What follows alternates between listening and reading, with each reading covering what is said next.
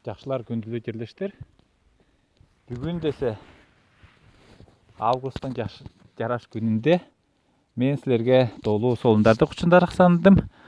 По федеральная земля Нижняя Австрия. По тұрған тердің аты десе Хардек деп жұрт болыр. И бұмында находится национальный парк Тайталь.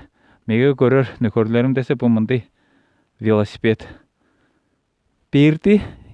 2-3 күнге маңтадып жүрір. Электробайк. Вот. 5 километрға жетіріп түрген маңтадып тұрған. Так что менімде қайтаңлы бері амрар, жорықтар арған бар. Вот. Мында құшты жараш. 20 градустан ашыра жылу. Жақшы жүргер.